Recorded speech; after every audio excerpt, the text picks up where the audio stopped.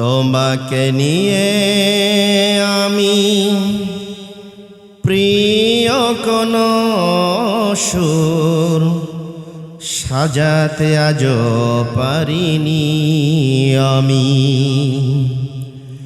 তোমাকে নিয়ে আমি প্রিয় কোন গান গাইতে আজও পারিনি আমি।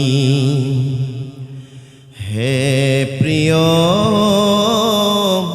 হে নেতা হে রাসূল আল্লাহুম্মা সাল্লি আলা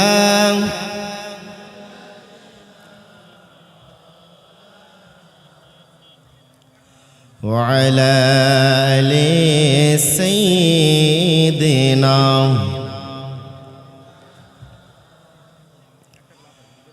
ঈমানের পথে অবিচল থেকে আমার মরণ যেন হয়।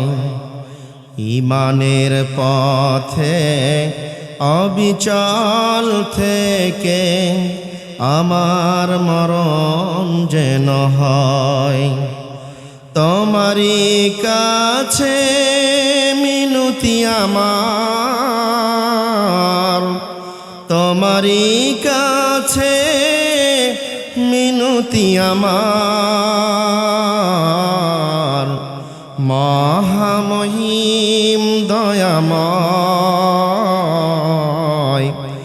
ঈমানের পথে অবিচল থেকে আমার মরণ যেন হয়। আমরা চাই কোরআনকে যারা হৃদয়ে লালন করে, কোরআনকে যারা সমাজে চায়, রাষ্ট্র চায়, অর্থনীতিকে চায়, সব জায়গায় চায়, এমনকি পার্লামেন্টে চায়, তারাই কেবলমাত্র কোরআনের মাহফিলে বসে সফল মণ্ডিত করবে। কথা বলেন ঠিক কিনা? আশেপাশে দাঁড়িয়ে থাকলে সৌন্দর্য নষ্ট হয়ে যায়। কথা বলেন ঠিক কিনা? সৌন্দর্য নষ্ট হয়ে যায়। এটি তো সেই মাহফিল, এটি তো সেই জায়গা। আল্লাহ রাব্বুল আলামিন বলেন, وَإِذَا قُرِئَ الْقُرْآنُ فَاسْتَمِعُوا لَهُ وَأَنصِتُوا لَعَلَّكُمْ تُرْحَمُونَ। আল্লাহ রাব্বুল আলামিন বলেন, এই কোরআনুল কারীমের মাহফিল, এই কোরআনুল কারীমের আলোচনায় তোমরা যারা আসো, এদিক সেদিক ঘোরাফেরা না করে এই কোরআনুল কারীমের মাহফিলে যদি আলোচনায় যদি তোমরা আদবের সহিত যদি তোমরা দুটি জিনিস লক্ষ্য করে, দুটি জিনিস যদি তোমরা পালন করতে পারো। এক নম্বর হচ্ছে তোমরা কোরআনুল কারীমের মাহফিল আসবে, এদিক সেদিক ঘোরাফেরা করবে না, হট্টগোল করবে না, দোকানপাটে ঘোরাঘুরি করবে না, বাজারে ঘোরাফেরা করবে না। কেবলমাত্র তোমার উদ্দেশ্য আছে কোরআনের মাহফিলে যাব। এই কোরআনের মাহফিলে এসে যদি তুমি বসতে পারো আর যদি তুমি মনোযোগ সহকারে যদি তুমি শ্রবণ করতে পারো, আল্লাহ রাব্বুল আলামিন বলে ওই কওমের উপরে, ওই জাতির উপরে, ওই মানুষগুলির উপরে আমি আল্লাহর রহমতের বৃষ্টি এবং রহমত বৃষ্টির মতো বর্ষণ করে তাদের জীবনটাকে রহমত দিয়ে পরিপূর্ণ করে দিব। আমরা এটা চাই তো? চাই কি চান না? চাই, মাশাআল্লাহ। আর আমি কথা বলবো, বেশিক্ষণ কথা বলবো না। আপনারা জানেন আজকের মাহফিলের একজন খ্যাতিমান আলোচক এসেছেন। আলোচকটাকে আমি এখানে দিয়েছি আমার বড় ভাই আলহাজ মাওলানা হাফেজ আসলামউদ্দিন জিহাদি কুষ্টিয়া। আর কুষ্টিয়ার আলোচক যারা, এরা জ্বলন্ত বারুদ হয়। কথা বলেন ঠিক কিনা? সাতক্ষীরার যারা, এরা জ্বলন্ত বারুদ হয়। কারণ আছে, এদের ঈমানি জজবা আল্লাহ পাক এই জন্যই বাড়াই দিয়েছে। কুষ্টিয়া সাতক্ষীরার মানুষদের, কুষ্টিয়ার ইসলাম তৌহিদি জনতার উপরে একটা নয়, দুইটা নয়, 250টা 258টা করে মামলা। তাদের বাড়ি ঘরগুলি স্বৈরাচার শাসক বল্লুচার দিয়ে ভেঙ্গে গুড়িয়ে দিয়ে সেখানে তারা পুকুর খুঁড়ে মাছ চাষ করেছে, তারপরেও তারা ইসলামী আন্দোলন ছেড়ে দেয় না। এই জন্য তাদের ঈমান আল্লাহ পাক মজবুত করে দিয়েছেন। যত জুলুম নির্যাতন আসুক না কেন, শীষে ঢালা প্রাচীরের মতো তারা ময়দানে টিকে ছিল। কথা বলেন ঠিক কিনা? এই জন্য সেই সাতক্ষীরার জমিন, সেই কুষ্টিয়ার জমিনগুলো আল্লাহ পাক কোরআনের জন্য উর্বর করে দিয়েছেন। সুবহানাল্লাহ বলেন। আল্লাহ পাক উর্বর করে দিয়েছেন। জুলুম নির্যাতন নিপীড়ন এটি নতুন কিছু নয়। নতুন কিছু নাকি? ঈমান আনলে জুলুম আসবে, ঈমান আনলে বাধা আসবে। কথা বলেন ঠিক কিনা? সাহাবা আজমাইনদের এসেছে, নবী রাসূলগণের এসেছে, বিশ্ব নবী, বিশ্ব নেতা জনাবে মুহাম্মদ রাসূলুল্লাহ বলি সাল্লাল্লাহু আলাইহি ওয়াসাল্লাম, উনিও শিয়াবে আবু তালিবের ঘরে একদিন নয়, দুদিন নয়, এক মাস নয়, 2 মাস নয়, 1 বছর নয়, 3টি বছর কারারুদ্ধ ছিল বিশ্ব নবী। তাহলে রাসূল সাল্লাল্লাহু আলাইহি সাল্লামকে কারাবরণ করে রাখা হয়েছিল ইসলামটা যেন প্রচার প্রসার করতে না পারে। প্রিয় ভাইয়েরা, এই জন্য এই ষড়যন্ত্রগুলো ওই তখন থেকে নিয়ে, কোরআন তখন ছিল, আজও ওই কোরআনে আছে। কোরআন 2টা হয়েছে নাকি? কথা জোরে বলতে হবে। কোরআন কয়টা? একটা। ওই সময় কোরআনুল কারীমের সূরা ছিল কয়টা? 114টা। এখনো 114টা। ওই সময় কোরআনের হক দেওয়া ছিল, আছে, থাকবে। এই জমিনেও কোরআন আছে, হক থাকবে। কথা বলেন ঠিক কিনা? আর বাতিলেরা একটু লাপাঝাপা করবে। কথা বলেন ঠিক কিনা? ভাই আমার তো বুঝে আসে না, কোরআনের মাহফিল জিকির করি লা ইলাহা ইল্লাল্লাহ, লা ইলাহা ইল্লাল্লাহ, লা ইলাহা ইল্লাল্লাহ। জোরে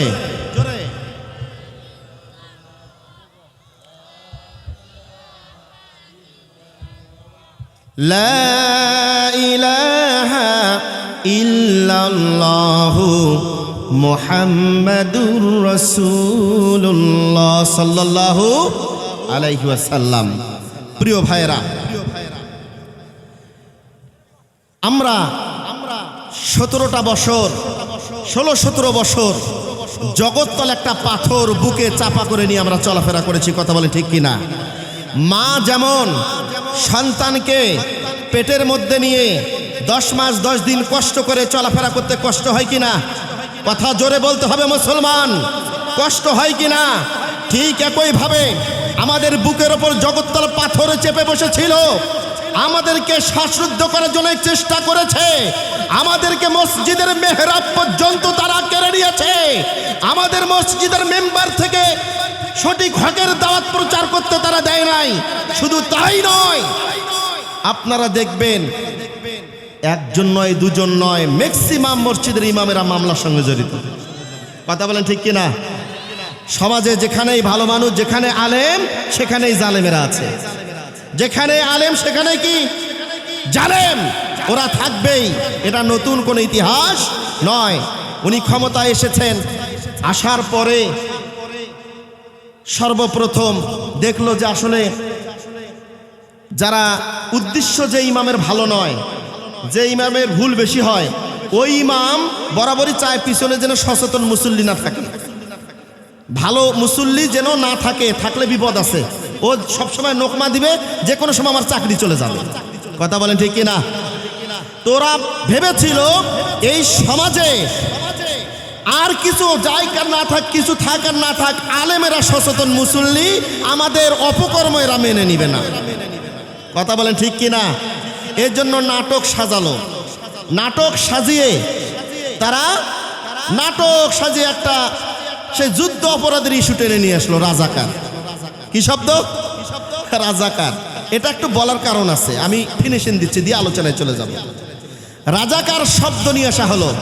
রাজাকার শব্দ নিয়ে এসে জাতির শ্রেষ্ঠ সন্তানদেরকে, জাতির শ্রেষ্ঠ যারা কোরআন হাদিসের ধার সর্বাবস্থায় দেয়, কোরআন হৃদয়ে লালন করে, কোরআন তারা হৃদয়ে লালন করে সামাজিকভাবে পালন করে রাষ্ট্রীয় সেই কাঙ্ক্ষিত মঞ্জুলে পৌঁছানোর প্রচেষ্টার জন্য সর্বাবস্থায় প্রচেষ্টা চালিয়েছে। এমনও হাজারো হাজারো আলেমদেরকে গ্রেপ্তার থেকে শুরু করে নিয়ে জাতির শ্রেষ্ঠ সন্তানদেরকে 13 জনকে তারা শহীদ করে দিয়েছে। আল্লামা সাইদি সহ 13 জনকে শহীদ করে দিয়েছে। এই যে রাজাকার শব্দ দেওয়া হলো, শব্দ দিয়ে তাদেরকে ফাঁসি দেওয়া হলো, রাজাকার শব্দ ইস্যু নিয়ে আসা হলো। আল্লাহ বলে দাঁড়া, একটু অপেক্ষা করে, লাপাঝাপা করিও না। এই লাপাঝাপার ফল কিন্তু বেশি ভালো হবে না। এই রাজাকার শব্দ দিয়ে তুমি জাতির শ্রেষ্ঠ সন্তানদেরকে তুমি এই পৃথিবীর জমিন থেকে শেষ করে দিয়েছ। এই রাজাকার শব্দ দিয়েই তোমার পতন ঘটানো হবে বাংলার জমিনে। ঘটেছে কিন্তু, কথা বলেন ঠিক কিনা? আরে ভাই, এই রাজাকার শব্দ বলল যে মুক্তিযোদ্ধার নাতিপতি চাকরি পাবে না, রাজাকারের ছেলে পেলে পাবে, নাতিপতি পাবে। এই তো মুসলমানের কলিজায় আগুন লেগে গিয়েছে, কথা বলেন ঠিক কিনা? তার মানে এটাও বিশ্বাস করি আমরা, এই রাজাকার শব্দটা যে তারা যেভাবে ব্যবহার করেছে, মুসলমান জানে এই জালিম এইভাবে নাটক করে জাতির শ্রেষ্ঠ সন্তানদেরকে শহীদ করে দিয়েছে। আর কাউকে আমরা এই রাজাকারের তকমা দিয়ে আর এটা বরদাস্ত করব না, কথা বলেন ঠিক কিনা? আর যাই করুক এটা আমরা বরদাস্ত করব না, এবং করে নাই, কথা বলেন ঠিক কিনা? এটি তারা করে নাই। শুধু তাই নয়, তারপরে দেখা গিয়েছে, প্রিয় ভাইয়েরা আমার, এই সমস্ত লোকগুলিকে যখন এই শব্দটা ব্যবহার করা হলো, যখন সকলকে এই ছাত্র জনতাকে যখন এই রাজাকারের পোলাপান, রাজাকারের নাতিপুতি বলা হয়েছে, তখন তারা শুধু সেই ছাত্র জনতা নামে নাই, তখন সেই ছাত্রদের বাবারা নেমেছে। তখন শুধু ছাত্র বাবারা নামে নাই, মায়েরা নেমেছে। আমরা দেখেছি মায়েরা কাটালের ওয়া সন্তানদের মুখে মুখে একটা করে তুলে দিচ্ছে, বলে সুবহানাল্লাহ। আমরা এটা দেখেছি, পানি নিয়ে নিয়ে ঘুরতেছে। আরে মুগ্ধর মতো এই যুবকটাকে পর্যন্ত তোমরা শহীদ করে দিলে, তোমরা আবু সাইদকে শহীদ করে দিলে সরলতার সুযোগ নিয়ে। আরে এক সাইদ তো চলে গিয়েছে, হাজারো শহীদের বুক বাংলার জমিনে তোমাদের বুলেটের সামনে যার জন্য প্রস্তুতি গ্রহণ করেছিল।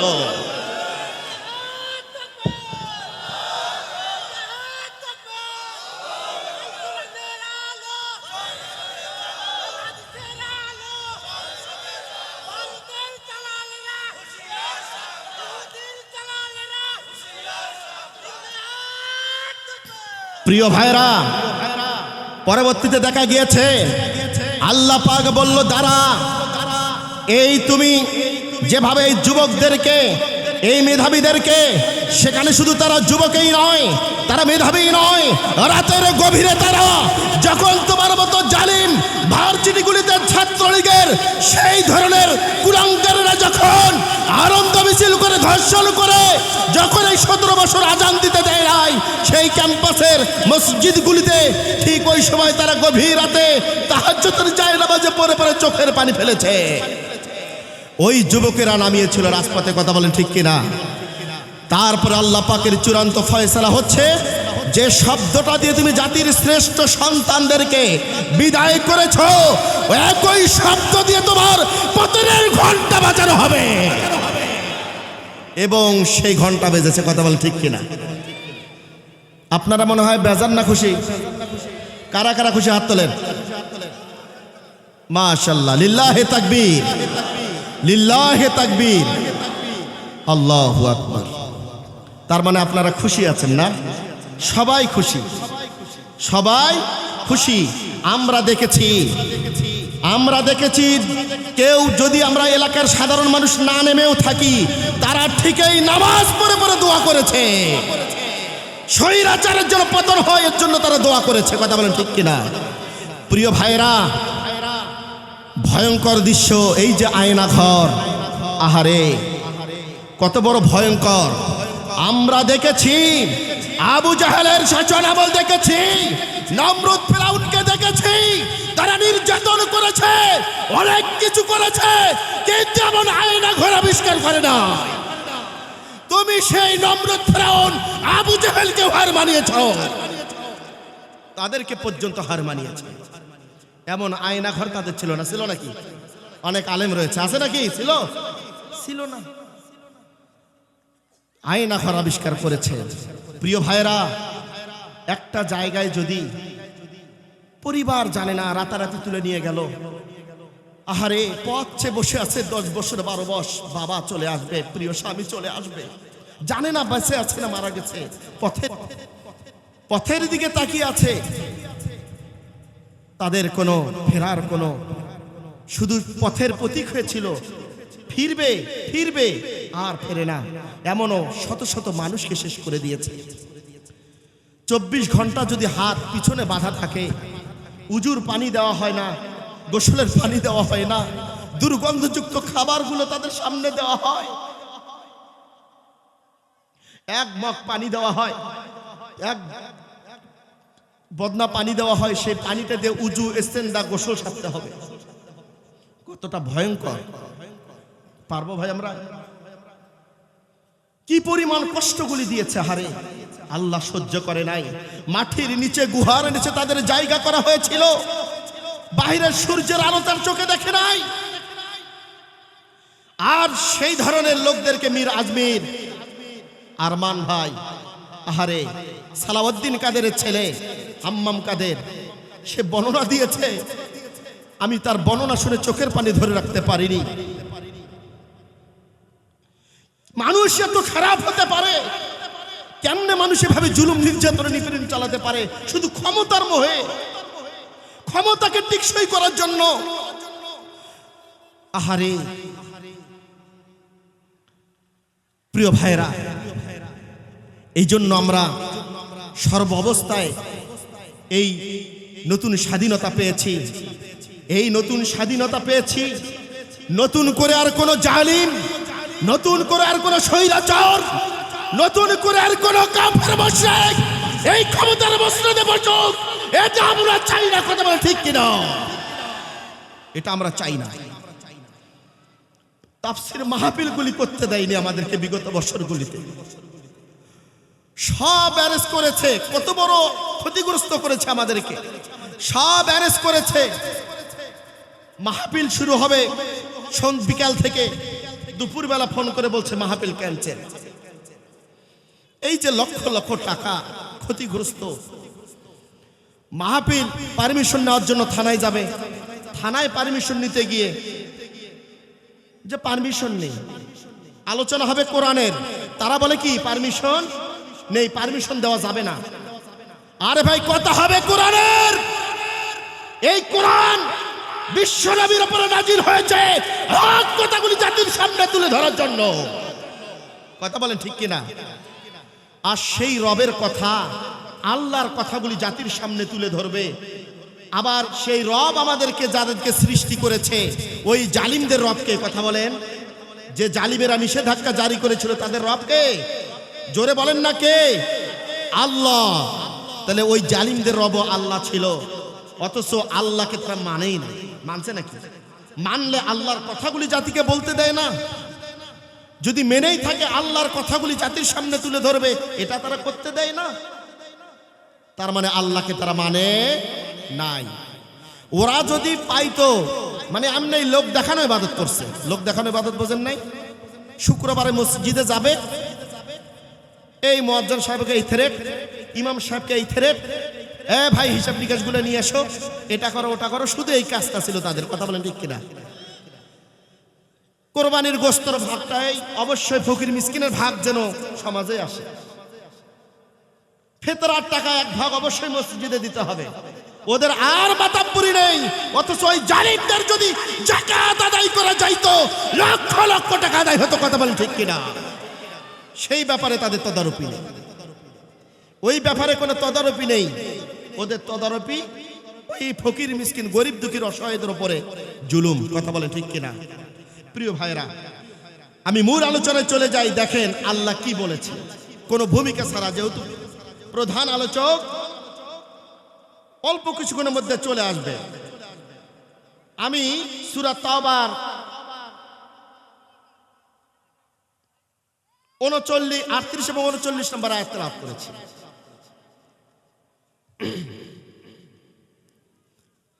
আল্লাহ রাব্বুল আলামিন বলেন, ইয়া আইয়ুহাল্লাযীনা আমানু মা লাকুম ইযা ক্বিলা লাকুম ইনফিরু ফি সাবিলিল্লাহি সাকালতুম ইলাল আরদি আরদিতুম বিল হায়াতিদ দুনিয়া ফিল আখিরাহ ফামা মাতাউল হায়াতিদ দুনিয়া ফিল আখিরাতি ইল্লা কলিল।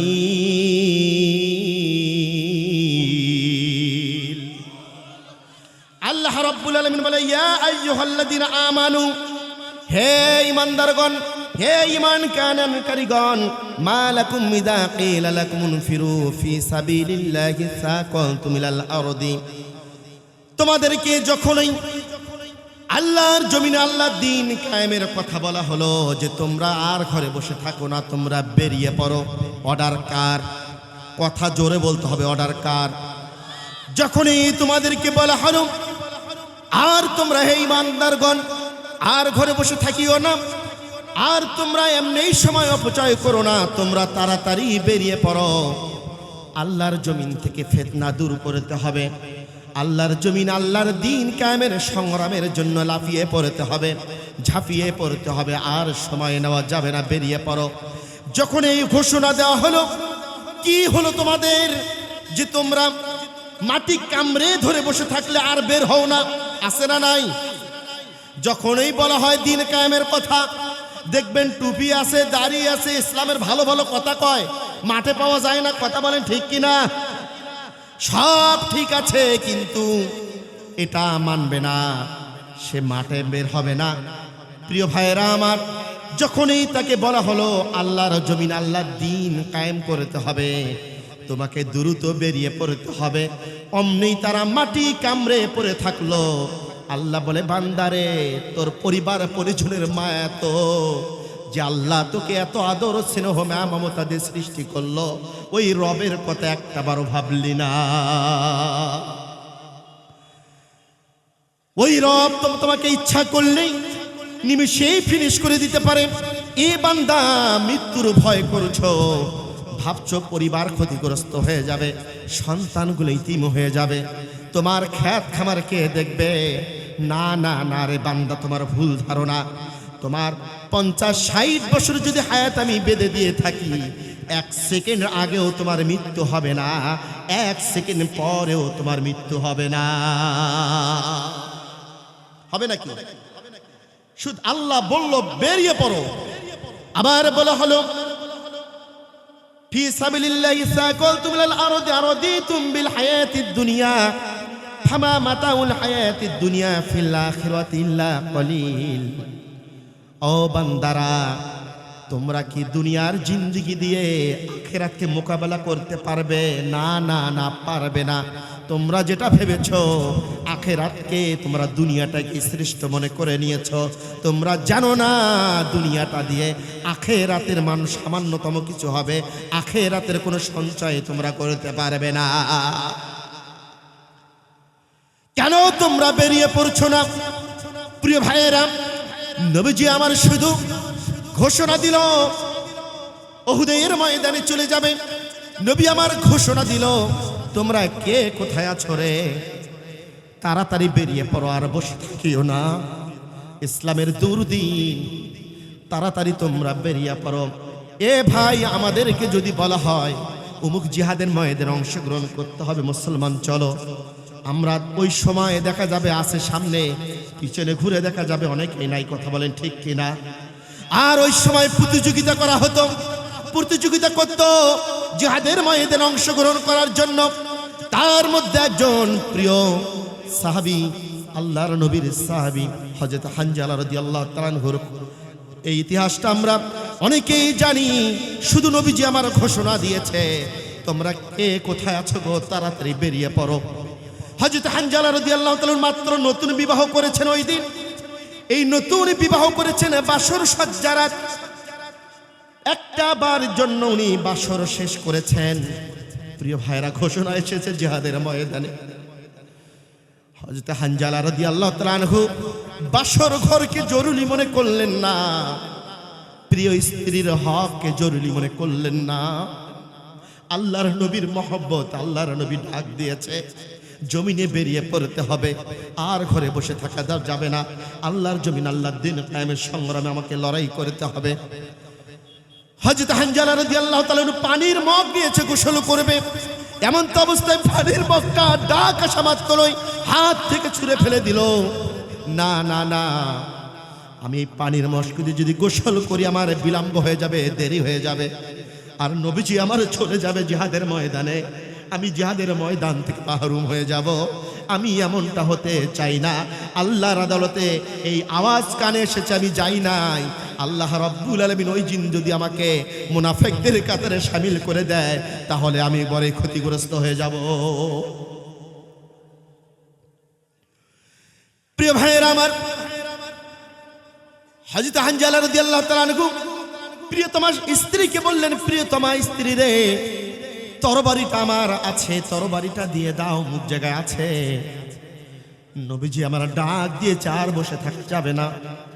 প্রিয়তমা স্ত্রী বললেন, প্রাণের স্বামী আমার, নবীজি আপনাকে ডাক দিয়েছে, আল্লাহর অর্ডার হয়েছে, নবীজি অর্ডার দিয়েছেন, আমি আপনাকে নিষেধ করব না। তবে নতুন বাসর ঘর, মাত্র নতুন স্ত্রী আমি আপনার। তবে আমি শুনেছি মক্কার জমিনে আপনি একজন সুদর্শন পুরুষ, আপনি দেখতে অনেক সুন্দর, আমি এখনো ভালো করে দেখতে পারলাম না। প্রিয় স্বামী আমার, আপনি চলে যাবেন ঠিক আছে, আমার সামনে একটু দাঁড়িয়ে থাকেন, প্রাণটা ভরে দেখে নিতে চাই। আল্লাহ পাক যদি আপনাকে শহীদের হৃদয়ে শামিল করে দেয়, কিয়ামতের ময়দানে যেন আমি সেই শহীদদের কাতার থেকে আমার স্বামীকে যেন আমি স্বামী হিসেবে চিনে নিতে পারি।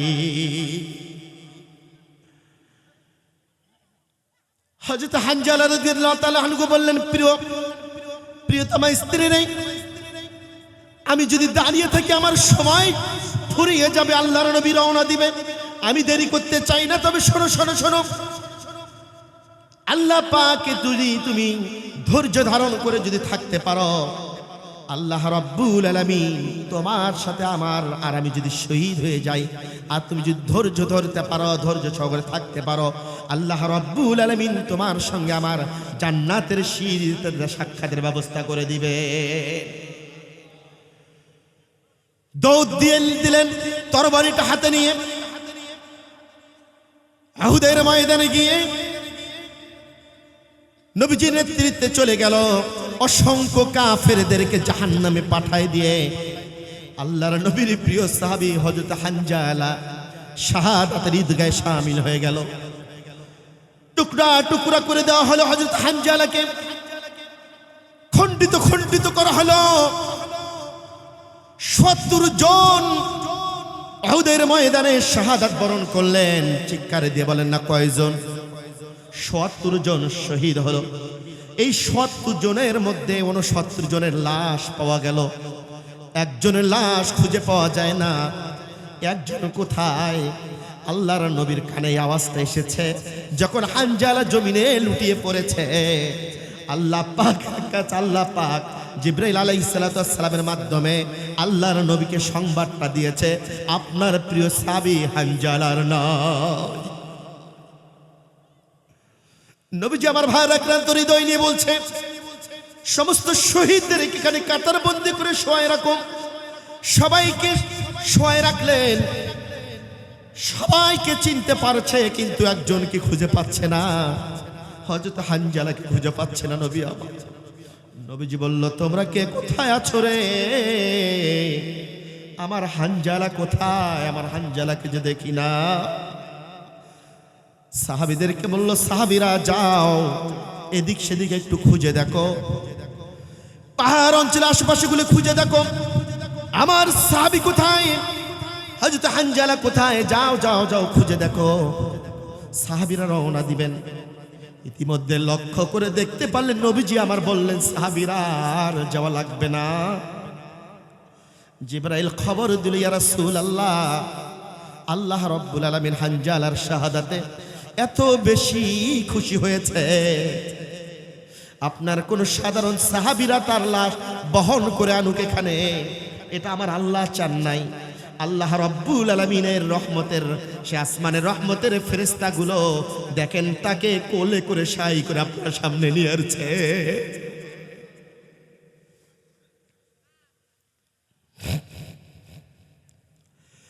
নবীজি আমার ভালাক্রান্ত হৃদয় নিয়ে কান্নায় দাড়ি মুবারক ভিজে গেল। দূর থেকে লক্ষ্য করতে পারল বোরকা পরিধানে হিজাব পরা একজন মহিলা, যুবতী মহিলা লাফ হাঁপাচ্ছে আর আসতেছে। এসে বললেন, ইয়া রাসূলুল্লাহ, আমি উমুকের স্ত্রী। বলল, তোমার না বাসর রাত ছিল? নবীজি কিন্তু জানে। বলল, ইয়া রাসূলুল্লাহ, আমার বাসর সজ্জা ছিল, ঠিক আছে, জিহাদের ময়দানের দামামা বেজে উঠেছে, আপনি ডাক দিয়েছেন, আর ঘরে বসে থাকতে পারে নাই। স্ত্রীকে, ঘরের মায়া মমতা সব কিছুকে তুচ্ছ করে কেবলমাত্র আল্লাহর নবীর আহ্বান, আল্লাহর ওয়ার্ডার, এই ডাকটাকেই, শোনাটাকে জরুরি মনে করেছে। ইয়া রাসূলুল্লাহ, নবীজি বলল, তোমার কোনো অভিযোগ আছে নাকি? বলল, না, আমার কোনো অভিযোগ নেই, তবে আমি একটা জিনিস আপনাদেরকে জানাতে এসেছি। আমার স্বামীর তো গত রাতে বাসর সজ্জা ছিল, তার গোসল ফরজ হয়েছে, সেই গোসল করতে গিয়েছে, এমন তো অবস্থা আপনার ডাক এসেছে, জিহাদের ময়দানে ডাক এসেছে, গোসল আত্তে করে নাই, গোসল না করে দৌড় দিয়েছে তরবারি হাতে নিয়ে। নবী গো, আমার স্বামী যদি শাহাদাতের যুদ্ধে শামিল হয়ে যায়, মেহেরবানি করে আমার স্বামী কিন্তু নাপাক, মেহেরবানি করে গোসলের ব্যবস্থা করে দেয়। নবীজি আমার বললেন, ও সাহাবীরা, দেখো দেখো প্রিয় বোনের কথা, আল্লাহ পাক কি পরিমাণ ঈমান দিলে এই ধরনের কথা বলা যায়। প্রিয় বোন, যদি ধৈর্য সহকারে, যদি এভাবে যদি ধৈর্য সহকারে সবর ইখতিয়ার করে থাকতে পারে, আল্লাহ রাব্বুল আলামিন আমার প্রিয় সাহাবী হানজালার সঙ্গে তার জান্নাতে থাকার ব্যবস্থা করে দিবে। নবীজি আমার বললেন, সাহাবীরা, মেঘের বাণী করে তোমরা আমার হানজালার গোসলের বন্ধ ব্যবস্থা করো, বরের পাতায় নিয়ে এসো। গোসলের বন্ধ ব্যবস্থা করা হলো। এমন তো অবস্থায় জিবরাইল এসে কানে বললেন, ইয়া রাসূলুল্লাহ, আপনার প্রিয় সাহাবীর আর গোসলের প্রয়োজন হবে না, যে আল্লাহর জমিনে আল্লাহর দ্বীন কায়েমের জন্য, কোরআনের রাজ কায়েমের জন্য পরিবার ছাড়তে পারে, স্ত্রী ছাড়তে পারে, ঘরের মায়া মমতা ছাড়তে পারে, নতুন বউকে ঘরে রেখে কোরআনের রাজ কায়েম করতে গিয়ে শাহাদাত বরণ করতে পারে। দুনিয়ায় কোনো সাধারণ পানি দিয়ে তার গোসল নয়, আল্লাহ রাব্বুল আলামিনের রহমতের ফেরেশতা দ্বারা হাউস কাউসারের পানি দিয়ে তার গোসলের ব্যবস্থা করে দিয়েছে। প্রিয় ভাইয়েরা আমার, নবীজি এবার নিজেই কাপড়টা উঠালেন, উঠাই দেখতে পারল হযরত হানজালা দাড়ি মুবারক ঝপঝপ করে পানি পড়ছে, শরীরের লোমগুলো দিয়ে ঝপঝপ করে পানি পড়ছে, লোম বয়ে বয়ে পানি আসছে। প্রিয় ভাইয়েরা, এই জন্য আল্লাহর জমিন, আল্লাহর দ্বীন কায়েমের জন্য শুধু অর্ডার এসেছিল, ময়দানে বেরিয়ে পড়েছে। কথা বলেন ঠিক কিনা? শুধু অর্ডার এসেছে, উহুদের ময়দানে দৌড়াচ্ছে। বা কই যাও, কোথায় দৌড় দিচ্ছ? বলল, আমি সামনে যাই, আল্লাহর নবীর আজকে কঠিন বড় বিপদ, সেখানে গিয়ে যাই, আল্লাহর নবী কেমন আছে। বলল, আল্লাহর নবীর খোঁজটা তুমি পরে নিও। তুমি কি জানো তোমার স্বামী জিহাদের ময়দানে গিয়েছে, তোমার স্বামী শহীদ হয়েছে। মহিলা বলল, কে শহীদ হয়েছে এটা তো আমি জানতে চাই না। আবার সামনের দিকে দৌড়াচ্ছে বুড়ি মানুষ, পথের মধ্যে আবার সামনে গিয়ে দাঁড়ালো দুজন। বলল, প্রিয় বোন, তুমি কই যাচ্ছ, কোথায় যাচ্ছ? বলল আমি উহুদের ময়দানে যাই, নবীজি আমার কেমন আছে আমি একটু প্রাণ ভরে দেখে আসবো। যে নবীজিরে পরে দেখো তোমার কলিজার টুকরা দুজন যুবক সন্তান শহীদ হয়েছে। বুড়ি এবার বললেন, ওহে তোমরা থামো থামো থামো, কে শহীদ হয়েছে এইটা তো আমি শুনতে চাই না, বরং বলো আমার স্বামী চলে গিয়েছে, আমার কলিজার টুকরা দুজন যুবক সন্তান চলে গেছে, আমার এটা বড় আফসোস নেই, বরং বলো আমার স্বামীর শাহাদাতের বিনিময়, আমার কলিজার টুকরা দুটি সন্তানের শাহাদাতের বিনিময় বলো না একটু মেহেরবানি করে আল্লাহর নবী কেমন আছে। প্রিয় ভাইয়েরা আমার, তারা শুধু অর্ডার এসেছে ময়দানে লাফিয়ে পড়তে হবে, অর্ডারকে ফলো করেছেন তারা। আল্লাহর জমিনে আল্লাহর দ্বীন কায়েম না হওয়া পর্যন্ত প্রিয় ভাইরা সাহাবা আজমাইনগুলো কতরে জীবন দিয়েছে, বিলীন করে দিয়েছে, শহীদের হৃদয়ে শামিল হয়েছে। অবাক হয়ে যাবেন, তাবুকের যুদ্ধের ঘটনা, 40 দিনের শিশু বাচ্চা, নবীজি অর্ডার করেছে তোমরা কে কোথায় আছো। এই যে কঠিন সিচুয়েশন, আবহাওয়াটা বড় ভালো নয়, কনকনে রোদ, তৃষ্ণার্ত অবস্থায় মানুষ জিহাদের ময়দানে যেতে হবে, ইসলামের কঠিন দুরবস্থা। মেহেরবানি করে তোমাদের কার কি আছে একটু মেহেরবানি করে সাহায্য করো, কার কি আছে রে, তোমরা মেহেরবানি করে কতরে দান করে দাও, আর তোমরা দ্রুত ময়দানে যাওয়ার জন্য প্রস্তুতি গ্রহণ করে নাও। একজন বিধবা মহিলা 40 দিনের একটা দুধ পশু শিশুকে নিয়ে হাজির হয়ে গেলেন। আল্লাহর নবীকে বলছেন, ইয়া রাসূলুল্লাহ, আমার তো দেবার মতো কিছুই নেই, ঘরে তেমন কিছু নেই গো নবীজি। বলল তুমি কে বলছো? বলছে আমি উমুক বলছি। বলল উমুকের স্ত্রী তুমি? বলল হ্যাঁ। তোমার স্বামী শহীদ হয়েছে? বলল ইয়া রাসূলুল্লাহ, আমার স্বামী শহীদ হয়েছে, আমার এই সন্তানটা গর্ভে থাকা অবস্থায় যখন উনি আপনি অর্ডার করলেন, আল্লাহর হুকুম হয়ে গেল, উনি জিহাদের ময়দানে চলে গেল, আল্লাহ পাক তাকে শহীদের কাতারে কবুল করে নিলেন। স্বামী আমার ওসিয়ত করে গেল, প্রিয়তমারে, ও প্রিয়তমা শোনো শোনো শোনো, এই যে তোমার গর্ভে একটা আমি মেহমান রেখে যাচ্ছি, আমি জিহাদের ময়দানে যাচ্ছি, আল্লাহর নবী ডাক দিয়েছে, আল্লাহর অর্ডার হয়েছে, কাফেরদের বিরুদ্ধে লড়াই অংশগ্রহণ করব, আল্লাহর জমিন আল্লাহর দ্বীন কায়েম যতক্ষণ না পর্যন্ত হয়েছে অতক্ষণ পর্যন্ত ময়দান থেকে ফিরব না। প্রিয়তমা স্ত্রীরে, যদি শুনতে পাও যে আমি শহীদ হয়েছি, শাহাদাত বরণ করেছি, মেহেরবানি করে আমার রেখে যাওয়া এই যে মেহমানটা তোমার গর্ভে রেখে গেলাম, এই মেহমানটাকে আমি যে পথে চলে গেলাম ওই পথেই তুমি মেহেরবানি করে পরিচালিত করেও। প্রিয় ভাইয়েরা আমার, নবী অবাক হয়ে গেলেন, বলল তাহলে এই বাচ্চাটাকে আমি কি করব বলো? বলে ইয়া রাসূলুল্লাহ, সবাই তো কেউ না কিছু করে দিচ্ছে, অকতরে দান করেছে, কেউ বা সব কিছু সর্বোচ্চতে জিহাদের ময়দানে যাওয়ার জন্য প্রস্তুতি গ্রহণ করে নিয়েছে। নবীজি আমার, আমাকেও একটু কাজে আসতে দেন মেহেরবানি করে, তার বাবার ওসিয়তটা আমাকে পূরণ করতে দেন। ইয়া রাসূলুল্লাহ, আপনি আমার এই 40 দিনের বাচ্চাটাকে আপনি সঙ্গে করে নিয়ে যান। বলল জিহাদের ময়দানে 40 দিনের বাচ্চাকে আমি নিয়ে কি করব? এই বাচ্চাটাকে নিয়ে আমি কেমনে কি করব সেখানে বলো?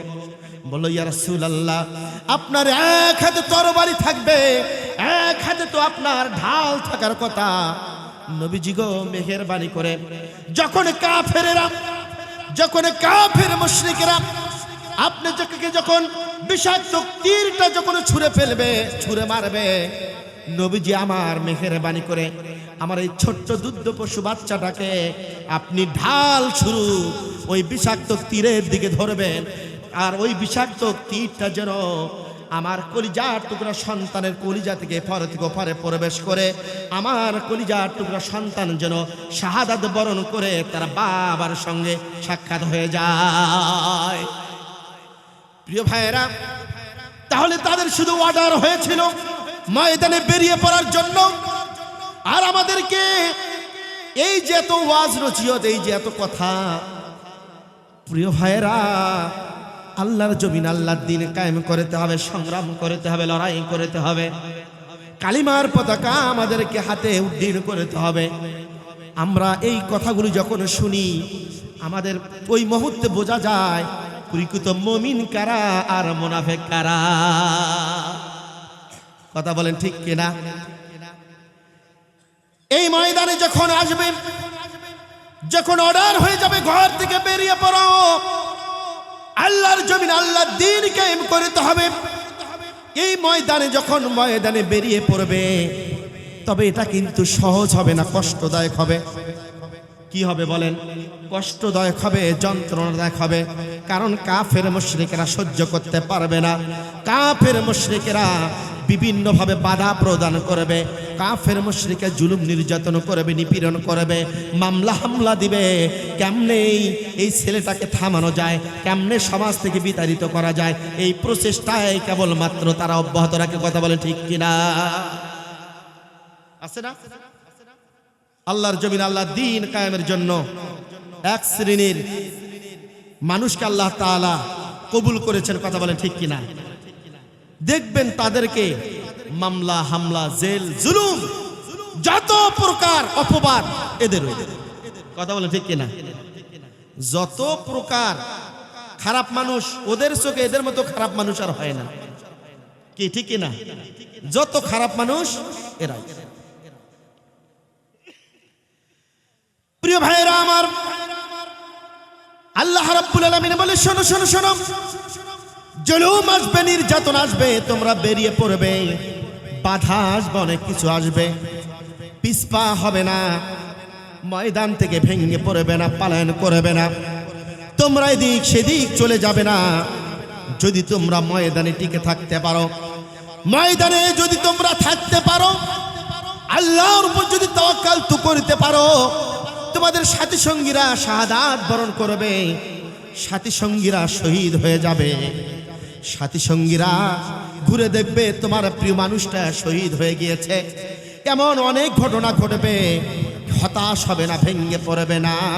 আল্লাহ রাব্বুল আলামিন এবার মুসলমান জাতিকে সান্ত্বনা দেয়, ওয়ালা তাহিনু ওয়ালা তাহজানু ওয়া আনতুমুল আলাউনা ইন কুনতুম মুমিনিন।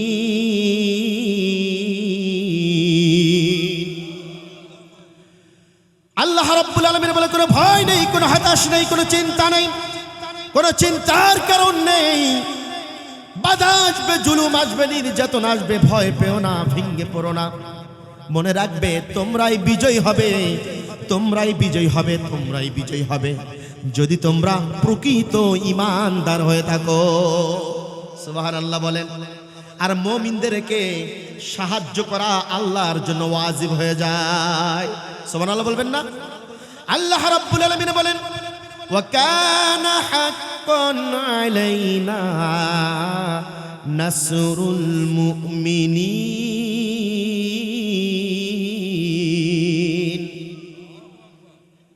যারা নাকি মুমিন মুত্তাকিন, এই ব্যক্তিদেরকে, আমার প্রিয় বান্দাদেরকে আমি আল্লাহর পক্ষ থেকে তাদেরকে সাহায্য করা আমি আল্লাহর জন্য ওয়াজিব হয়ে যায়। সুবহানাল্লাহ। আল্লাহর জন্য কি হয়ে যায় ভাই? ওয়াজিব হয়ে যায়। তাহলে ভয় থাকতে পারে? কথা বলে না। ভয় থাকতে পারে, হতাশ থাকতে পারে, টেনশন থাকতে পারে।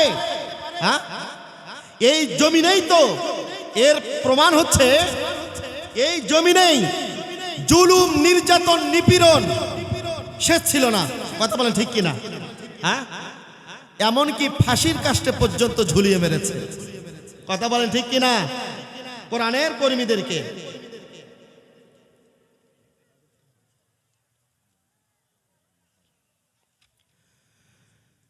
প্রিয় ভাইরা, অনেক ধরনের জুলুম, নির্যাতন এসেছে, নিপীড়ন এসেছে, শহীদ করে দেওয়া হয়েছে, ফাঁসির মঞ্চে গিয়েছে আমাদের জাতীয় নেতারা। কথা বলেন ঠিক কিনা? কিন্তু রাষ্ট্রপতির কাছে প্রাণ ভিক্ষার নাটক পর্যন্ত সাজানো হয়েছে, জালিমেরা নাটক করেছে যে ক্ষমা চেয়েছে, আর তাদের ব্রেকিং হচ্ছে তাদের নেক সন্তানদেরকে বলেছে, প্রিয় সন্তানেরা রে, কোনো জালিমের কাছে আমরা প্রাণ ভিক্ষা চাওয়ার কে চাইতে পারি না, বরং হায়াত দেওয়ার মালিক আল্লাহ, মৌতের মালিক আল্লাহ।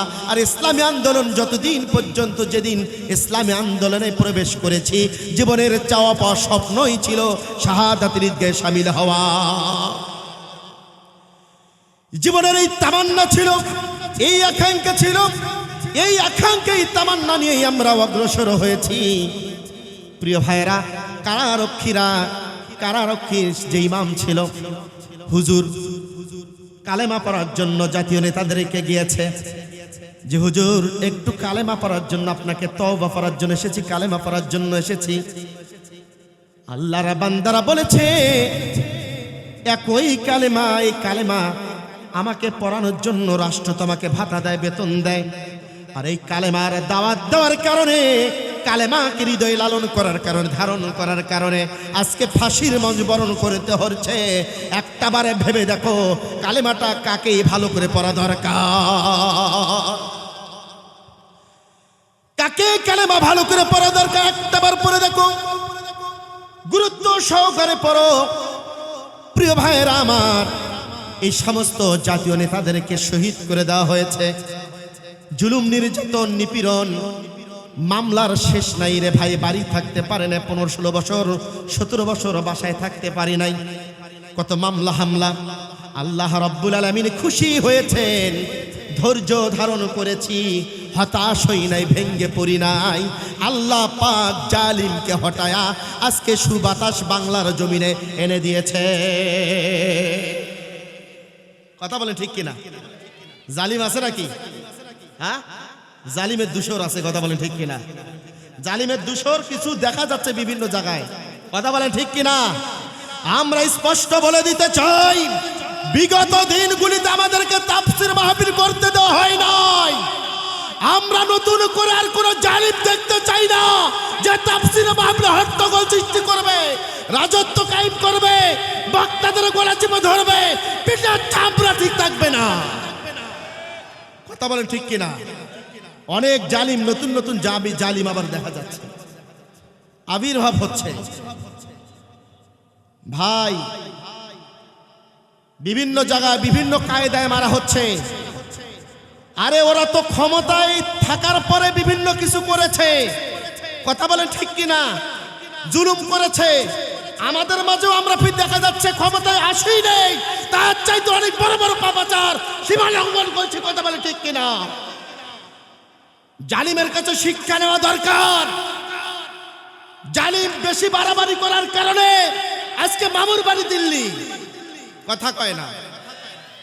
জালিম কোথায়? দিল্লি, দাদার কাছে। দাদি দাদার কাছে থাকবে, এটা আমরা চাই। কথা বলে ঠিক কিনা? তার কাছে আরামায়েশ করুক, সুখে শান্তিতে থাক, আমরা এটা চাই। তবে আপনি যেভাবে এখান থেকে চলে গিয়েছেন, আবার সেখানে কোনো অশান্তি সৃষ্টি করে এখানে আসার চেষ্টা করিয়েন না। আপনাকে কিন্তু বাংলার মানুষ আর আপনাকে গ্রহণ করবে না। কথা বলেন ঠিক কিনা?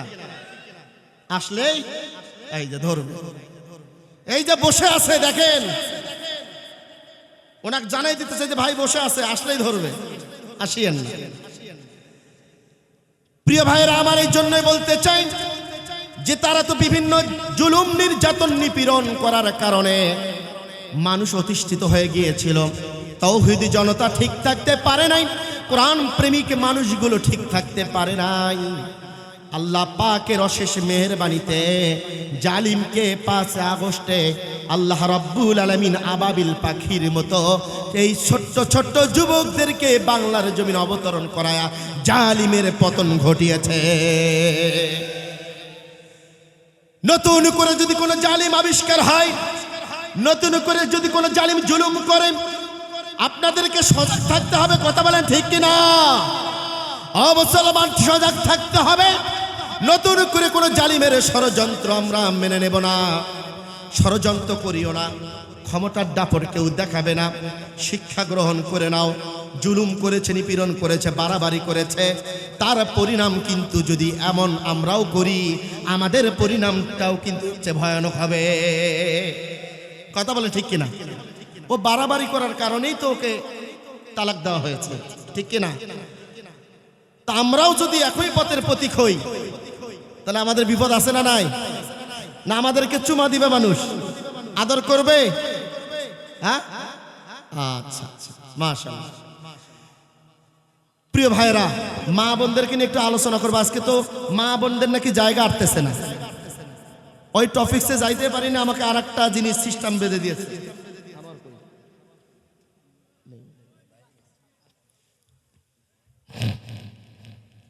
আমি আপনাদেরকে সংক্ষেপে দিচ্ছি দুইটা।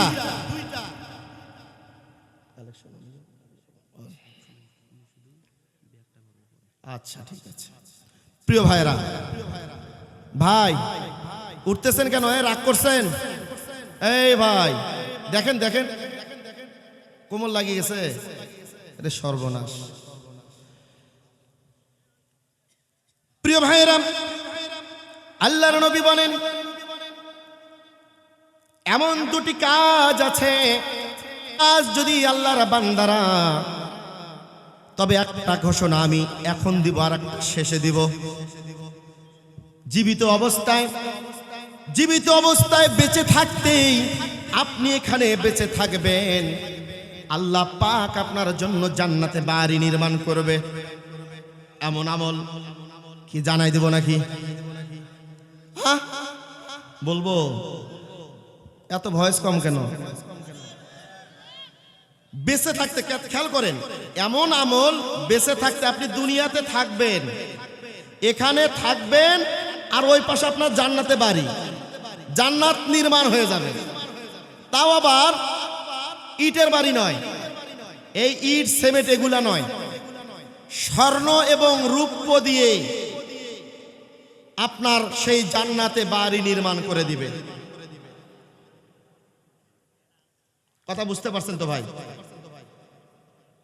আল্লাহর নবী বলেন দুনিয়ার জিন্দেগিতে আল্লাহর কোন মুখলেস বান্দা যদি জান্নাতে বেঁচে থাকতেই জান্নাতে বাড়ির কাজ করতে চায়, জান্নাতে বাড়ি দখল করতে চায়, জান্নাতে যদি বাড়ি নির্মাণ করতে চায় রে, ওরা যেন এই পৃথিবীতে বেঁচে থাকতেই তারা যেন মসজিদ নির্মাণ করে যায়। মসজিদ নির্মাণ যদি বেঁচে থাকতেই আল্লাহর কোন বান্দা মসজিদ নির্মাণ করলো, আর এই মসজিদ নির্মাণ করলো দুনিয়ার কোনো স্বার্থ নয়, স্বার্থের জন্য নয়, কেবলমাত্র একমাত্র রবের খুশির জন্য, আল্লাহ পাককে খুশি করার জন্য মসজিদ নির্মাণ করলো। আল্লাহর নবী বলেন আল্লাহর বান্দার জন্য আল্লাহ রব্বুল আলামিন জান্নাতে স্বর্ণ রূপ্য দিয়ে জান্নাত নির্মাণ করে রাখবে। শুধু মৃত্যুবরণ করা, ওই পাশে জান্নাত যাওয়া, মারাত্মক একটা বিষয়। প্রিয় ভাইয়েরা আমার, আজকে কোরআনুল কারীমের মাহফিলে আমরা এসেছি, কোরআনুল কারীমকে আমরা ভালোবাসি।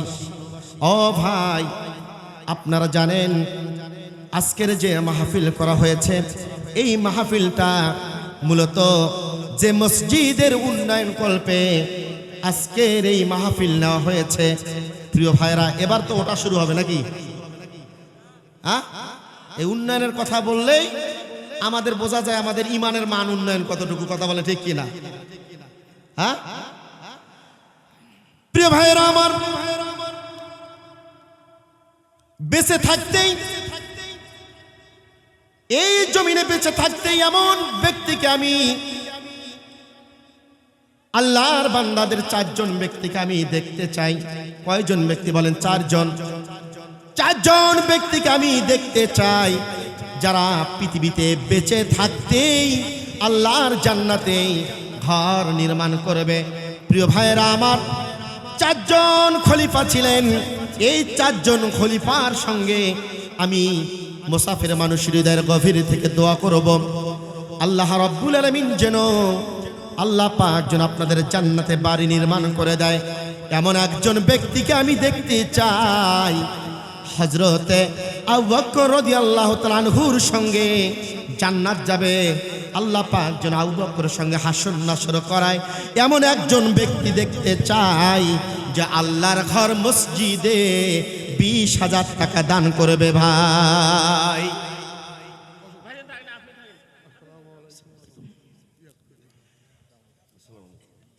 একজন ব্যক্তিকে দেখতে চাই, এমন একজন ব্যক্তিকে দেখতে চাই আল্লাহর কোরআনের মাহফিল থেকে হৃদয়ের গভীরে থেকে দোয়া করব ভাই। এ ভাই একটাবার খেয়াল করুন, শুধু আপনি যে জীবনের সারাটা জীবন কষ্ট করেছেন, এই যে জায়গা জমিন টাকা পয়সা খেত খামার, আল্লাহ রাব্বুল আলামিন বলে ইয়াউমা লা ইয়ানফাউ মালু ওয়ালা বানুন।